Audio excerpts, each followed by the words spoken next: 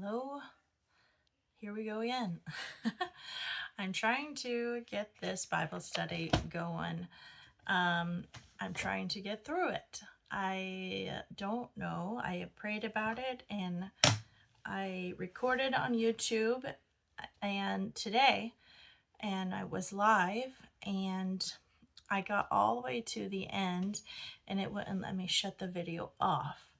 And then after trying to shut the video off for several minutes, um, even going into YouTube Studio thinking I could figure it out that way, I had to delete the video. So that's not fun, but that's what had to happen in order to get it off.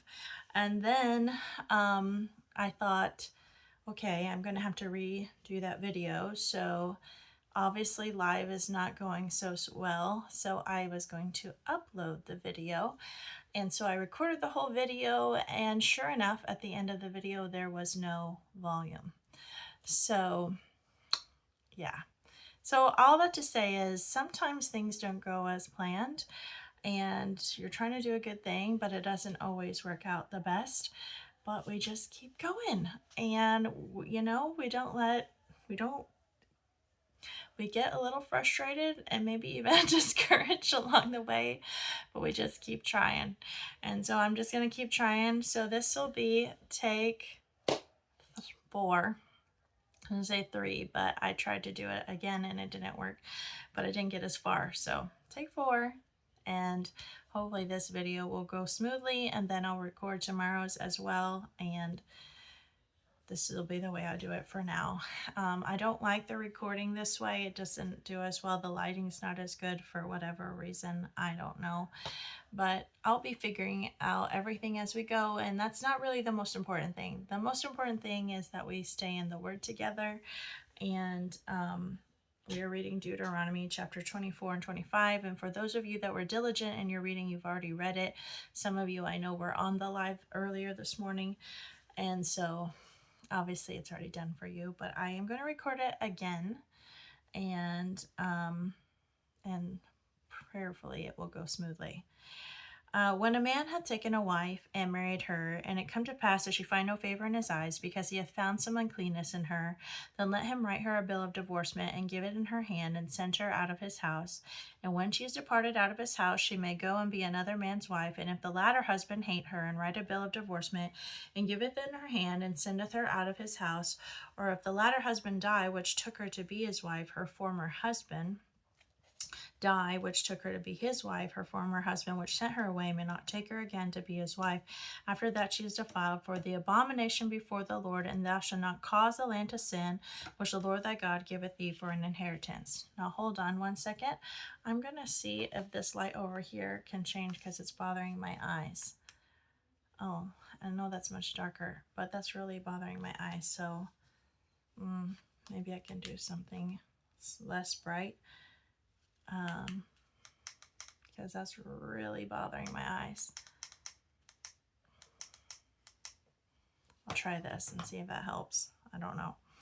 When a man take a new wife, he shall not go into war, neither shall he be charged with any business, but he shall be free at home 1 year, and shall cheer up his wife which he hath taken. No man shall take the nether or the upper millstone to the pledge, for he hath taken a man's life to pledge. If a man be found stealing any of his brethren of the children of Israel, and maketh merchandise of him, or selleth him, then that thief shall die, and thou shalt put evil away from among you. Take a heed in the plague of leprosy, that thou observe diligently, and do according to all that the priests of the Levite shall teach you, as I command them, so shall ye observe to do.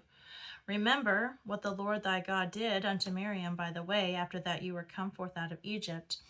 When thou dost lend thy brother anything, thou shalt not go into his house to fetch his pledge. Thou shalt not stand abroad, and the man to whom thou dost lend shall bring out of the pledge abroad unto thee.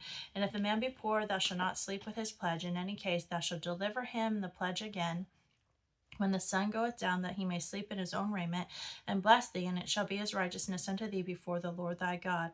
Thou shalt not oppress a hired servant that is poor and needy, whether he be of thy brethren or of thy strangers that are in thy land within thy gates. In his day thou shalt give him his hire, neither shall the sun go down upon it, for he is poor, and setteth his heart upon it, lest he cry against thee unto the Lord, and be sin unto thee. The father shall not be put to death for the children, neither shall the children be put to death for the fathers. Every man shall be put to death for his own sin. Thou shalt not pervert the judgment of the stranger, nor of the fatherless, nor take a widow's raiment to pledge, but thou shalt remember that thou wast a bondsman in Egypt, and the Lord thy God redeemed thee thence. Therefore I command thee to do this thing. When thou cuttest down thine harvest in thy field, and hast forgot a sheaf in the field, thou shalt not go again to fetch it. It shall be the stranger, or for the fatherless, or for the widow, that the Lord thy God may bless thee in all thy work of thine hands. And when thou beatest thine olive tree, thou shalt not go over the boughs again. It shall be for the stranger, for the fatherless, and for the widow. When thou gatherest the grapes of thy vineyard, thou shalt not glean it afterward. It shall be for the stranger, for the fatherless, and for the widow. And thou shalt remember that thou wast a bondsman in the land of Egypt. Therefore I command thee to do this thing. Chapter 25. If there be controversy between men, and they come into judgment, that the judges may judge them, then they shall justify the righteous and condemn the wicked. And it shall be, if the wicked man be worthy to be beaten, that the judge shall cause him to lie down, and to be beaten before his face according to his fault by a certain number. 40 stripes he may give him, and not exceed, lest if he should exceed and beat him above these with many stripes, then thy brother should seem violent to thee. Thou shalt not muzzle the ox when he treadeth out the corn. If brethren dwell together, and if one of them die and have no child, the wife of the dead shall not marry without unto a stranger. Her husband's brother shall go in unto her, and take her to him wife, perform the duty of a husband's brother unto her. And it shall be that the firstborn which she beareth shall succeed in the name of his brother which is dead, that his name be not put out of Israel. And if the man like not to take his brother's wife, then let his brother's wife go up to the gate unto the elders, and say, My husband's brother refuses to rise up unto his brother a name in Israel. He will not perform the duty of my husband's brother. Then the elders of a city shall call him and speak unto him. And if he stand to do it, and I say, I like not to take her, then shall his brother's wife come unto him in the presence of the elders, and loose his shoe from off his foot, spit in his face, and shall answer and say, So shall be done unto that man that will not build up his brother's house, and in his name shall be called in Israel the house of him that hath his shoe loose. When a man strive together one with another, and the wife of one draweth near for to deliver her husband out of the hand of him that smiteth him, and putteth forth her hand, and taketh him by the secrets, then thou shalt cut off her hand. Thine eye shall not pity her. Thou shalt not have in thy bag divers weights, a great and small. Thou shalt not have in thine house divers measures, a great and small. But thou shalt have a perfect and just weight, and perfect and just measure shalt thou have, that thy days may be lengthened in the land which the Lord thy God giveth thee. For all that do such things, and all that do unrighteously, are an abomination unto the Lord thy God. Remember what Amalek did unto by the way, which when he come forth out of Egypt, how he met thee by the way, and smote the hindmost of thee, even all that were feeble behind thee, when thou wast faint and weary, and he feared not God. Therefore it shall be, when the Lord God hath given thee rest from all thine enemies round about, in the land which the Lord thy God giveth thee for an inheritance to possess it, that thou shalt blot out the remembrance of Amalek from under heaven, and thou shalt not forget it. Why was a man to go to war, not to go to war after a year of taking a new wife? He was supposed to cheer up that wife for all this new life that she had with him. And that was what his whole thing. Instead of like we have a honeymoon nowadays, she was supposed to have a whole year and of encouragement with one another.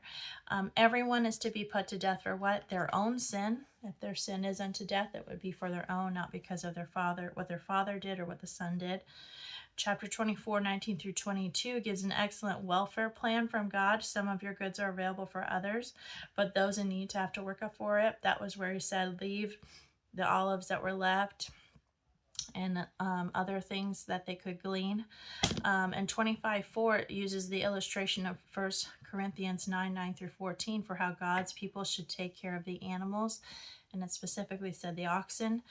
And then spitting in someone's face means that they are unclean. This was in this time and day and age. Of course, that is not something that we practice today. In a time before welfare and social security, having a son meant that a widow would be taken care of in her old age by her son.